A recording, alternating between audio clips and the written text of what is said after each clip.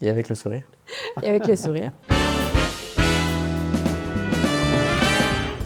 L'environnement économique actuel, marqué ces dernières années par la remontée des taux et plus récemment par un contexte politique instable, provoque une dynamique d'incertitude pour les entreprises quant à leurs perspectives de croissance. Lorsque celles-ci sont sous LBO, des difficultés peuvent être rencontrées lorsque les flux de trésorerie ne suffisent plus à assurer le remboursement de la dette d'acquisition.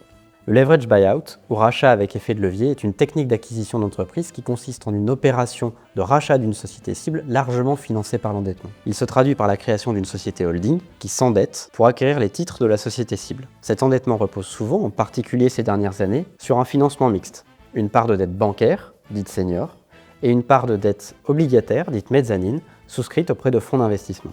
Le remboursement de la dette, portée par la société holding, est ensuite assuré par les flux générés dans le temps par la société cible.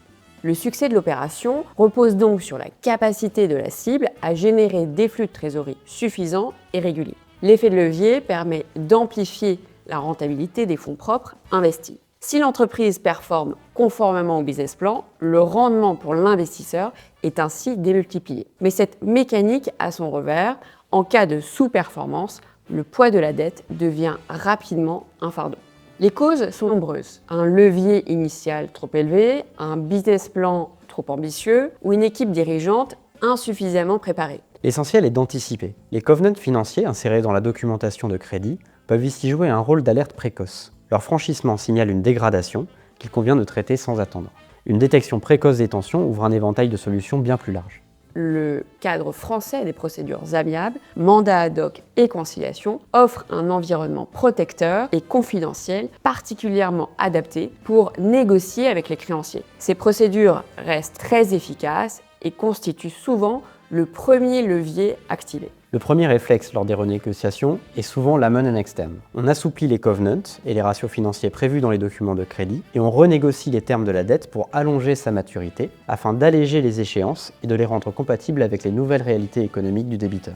On observe cependant ces dernières années une nouvelle tendance, les acteurs du marché secondaires, comme les fonds de dette et les investisseurs spécialisés, qui prennent de plus en plus un rôle actif.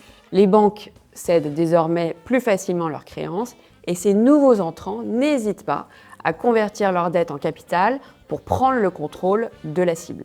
Le mécanisme de la Golden Share illustre bien cette évolution. Les créanciers peuvent désormais se réserver le droit de prendre le contrôle de la cible en cas de défaut.